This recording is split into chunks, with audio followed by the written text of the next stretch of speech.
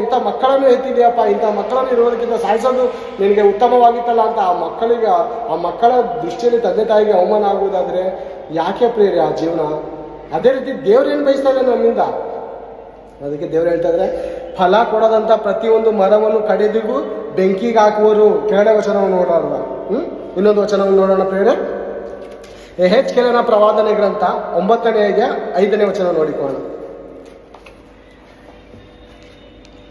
ಓದೋಕ್ಕಿಂತ ಮುಂಚೆ ನಾನೊಂದು ಪ್ರಶ್ನೆಯನ್ನು ಕೇಳ್ತೇನೆ, ತಿಳಿದವರು ಹೇಳಿ. ಯೆಹೆಜ್ಕೇಲನ ಪ್ರವಾದನೆ ಗ್ರಂಥ 9ನೇ ಅಧ್ಯಾಯ 5ನೇ ವಚನ. ಇನ್ನು ಓದೋಕ್ಕಿಂತ ಮುಂಚೆ ನಾನೊಂದು ಪ್ರಶ್ನೆ ಕೇಳ್ತೀನಿ. ಕೊರೋನಾ ವೈರಸ್ ಮೊದಲು ಪ್ರಿಯರೇ ಮೊದಲನೇದಾಗಿ ಯಾರಿಗೆ ಬರುತ್ತೆ? ಎಷ್ಟನೇ ವಯಸ್ಸವ್ರಿಗೆ? ಯಾರಾದ್ರೂ ತಿಳಿದವ್ರು ಹೇಳಿ. ವಯಸ್ಸಾದವರಿಗೆ. ಓಕೆನಾ? ಒಂದು ನಿಮಿಷ. ಚಿಕ್ಕ ಮಕ್ಕಳಿಗೆ ಒಂದು ನಿಮಿಷ. 9ನೇ ಅಧ್ಯಾಯ 5ನೇ ವಚನ.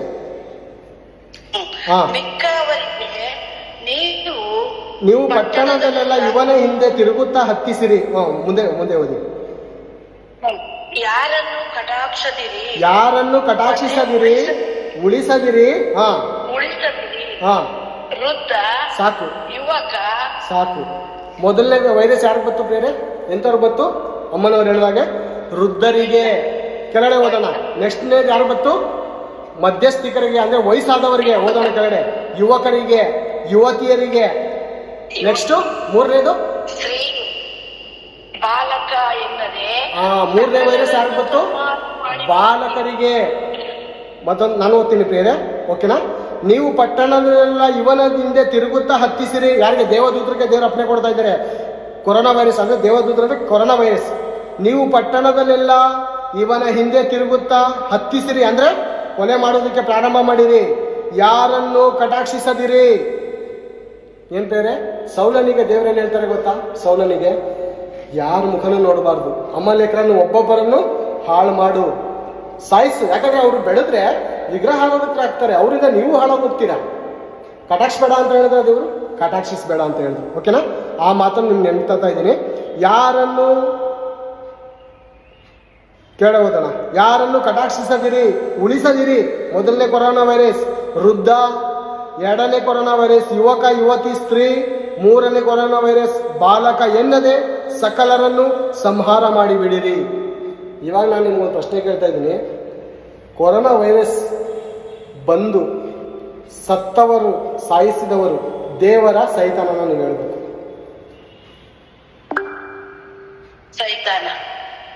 ಸೈತಾನನು ಒಬ್ಬರಿಗೆ ಸಾಯಿಸುವ ಅಧಿಕಾರ ಇದೆಯಾ?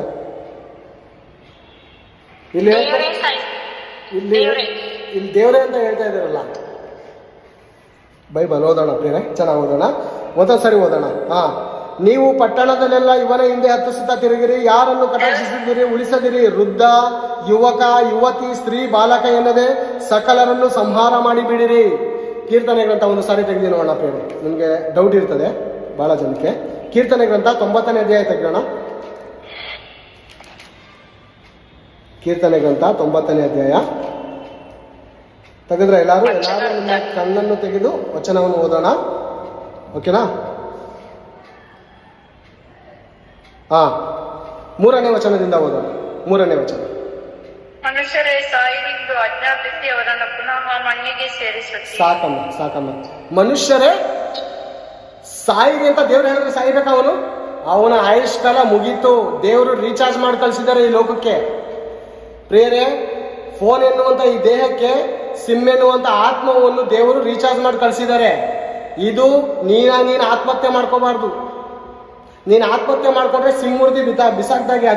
ಇದಕ್ಕೂ ದೇವ್ರ ಸಂಬಂಧ ಇಲ್ಲ. ದೇವರು ಕೊಟ್ಟಿರೋಂಥ ಆಯುಷ್ಕಾಲ ಏನು ಗೊತ್ತಾ? ರೀಚಾರ್ಜ್ ಪ್ಲಾನ್ ಖಾಲಿ ಆದ ಮೇಲೆ ಈ ಲೋಕವನ್ನು ಬಿಟ್ಟು ನಾವು ಹೋಗ್ಲೇಬೇಕು. ಯಾರು ನಮ್ಮನ್ನು ಉಳಿಸೋರಿಲ್ಲ, ಯಾರು ನಮ್ಮನ್ನು ಕಾಪಾಡೋರಿಲ್ಲ. ಜನನ ದಿನ, ಮರಣ ದಿನ ದೇವರ ಕೈಯಲ್ಲಿದೆ. ಕೀರ್ತನೆ ಗ್ರಂಥ 139ನೇ ಅಧ್ಯಾಯ 16ನೇ ವಚನ. ಯೆಹೋವನೇ ನನ್ನ, ಒಂದ್ಸರಿ ಓದೋಣ ಬೇಗ, ಮಾತು ತುಂಬಾ ಚೆನ್ನಾಗಿದೆ, ಓದ್ತಾ ಇರೋಣ. 139 16ರಲ್ಲಿ ನಾನೇ ಓದ್ತೇನೆ, ಕಡದಾಗಿ ಮುಗಿಸ್ಕೊಳ್ಳೋಣ.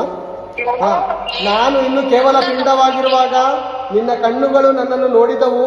ನನ್ನ ಆಯುಷ್ಕಾಲದ ಪ್ರಥಮ ದಿನವು ಪ್ರಾರಂಭವಾಗುವ ಮೊದಲೇ ಅದರ ಎಲ್ಲ ದಿನಗಳು ನಿನ್ನ ಪುಸ್ತಕದಲ್ಲಿ ಬರೆಯಲ್ಪಟ್ಟಿವೆ.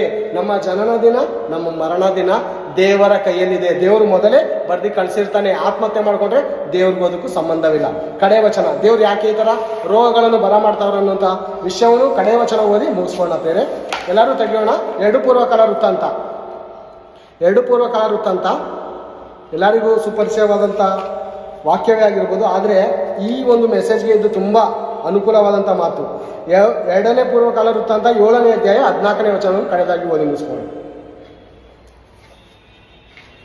ನನ್ನವರೆಂದು ಹೆಸರು ಮಾಡಿಕೊಂಡು ಹಾಂ, ನನ್ನವರೆಂದು ಹೆಸರುಗೊಂಡ ನನ್ನ ಪ್ರಜೆಗಳು ತಮ್ಮನ್ನು ತಗ್ಗಿಸಿಕೊಂಡು ಹಾಂ, ತಮ್ಮ ಕೆಟ್ಟ ನಡತೆಯನ್ನು ಬಿಟ್ಟು ತಿರುಗಿಕೊಂಡು ನನ್ನನ್ನು ಪ್ರಾರ್ಥಿಸಿ ನನ್ನ ದರ್ಶನವನ್ನು ಬಯಸುವುದಾದರೆ ನಾನು ಲೋಕದಿಂದ ಲಾಭಿಸಿ ಅವರ ಪಾಪಗಳನ್ನು ಕ್ಷಮಿಸಿ ಅವರ ದೇಶದಲ್ಲಿ ಆರೋಗ್ಯ ದಯಪಾಲಿಸುವೆನು. ಅವರ ದೇಶಕ್ಕೆ ವ್ಯಾಧಿಯನ್ನು ಬರ ಮಾಡುವಂತ ದೇವರು ಹೇಳ್ತಾ ಇದ್ದಾರೆ, ದೇಶಕ್ಕೆ ನಾನು ಆರೋಗ್ಯವನ್ನು ದಯಪಾಲಿಸ್ತೇನೆ. ಯಾವಾಗ ಅವರು ತಮ್ಮ ಕೆಟ್ಟ ನಡವಳಿಕೆಯನ್ನು ಬಿಟ್ಟು ತಮ್ಮ ಸೃಷ್ಟಿಕರ್ತನಾದ ದೇವರ ಕಡೆಗೆ ತಿರುಗಿಕೊಂಡು ಆತನನ್ನು ಪ್ರಾರ್ಥಿಸುವುದಾದರೆ ಸರ್ವ ಭೂಮಿಗೆ ನಾನು ಗುಣಪಡಿಸುವಂಥ ಔಷಧಿಯನ್ನು ಹುಡ್ಕೊಡ್ತೇನೆ. ನನಗೆ ವಿರುದ್ಧವಾಗಿ ನಿಂತ್ಕೊಂಡ, ನನ್ನ ಮಗನಿಗೆ ವಿರುದ್ಧವಾಗಿ ಮಾತಾಡ್ದ ದೇಶಗಳನ್ನು ನಿರ್ಮಾಣ ಮಾಡುವಂಥ ಸರ್ವಶಕ್ತನು ನಾನು. ನನಗೆ ತಲೆ ಬಾಗಿ ನೀನು ಭಾಗಿಸ್ತಾ, ನನ್ನ ಮುಂದೆ ನೀನು ತಲೆ ಭಾಗಿಸ್ತಾ ದೇಶಗಳಿಗೆ ಔಷಧಿಯನ್ನು ಕೊಡುವಂಥ ಘನ ವೈದ್ಯನು ನಾನು ಅಂತ ತಂದೆಯಾದ ಪರಮಾತ್ಮನು ಹೇಳುವನಾಗಿದ್ದಾನೆ. ಪ್ರೇರೆ, ದೇವರ ಶಕ್ತಿಯ ಆಳಾಗಲ ಉದ್ದ ಎತ್ತರವನ್ನು ಈ ದಿನ ನಾವು ವಾಕ್ಯದ ಮೂಲಕ ನೋಡಿದ್ದೇವೆ. ಈ ಸಮಯ ಮಾಡಿಕೊಟ್ಟಂಥ ದೇವರಿಗೂ ಮತ್ತು ಸಿಸ್ಟರ್ ರೇಖಾ ಅವರಿಗೂ ಮತ್ತು KCS ಟೀಮ್ ಅಧ್ಯಕ್ಷರಾದ ಸ್ಟಾನಿ ಪಿಂಟ್ ಅವರಿಗೂ ಮತ್ತು ವಾಕ್ಯವನ್ನು ಇದುವರೆಗೂ ಕೇಳಿದ ನಿಮಗೂ ನನ್ನ ಹೃದಯಪೂರ್ವಕದ ವಂದನೆಗಳನ್ನು ಸಮರ್ಪಿಸುತ್ತಾ ನನ್ನ 2 ಮಾತುಗಳನ್ನು ಮುಗಿಸ್ತಾ ಇದ್ದೀನಿ. Thank you.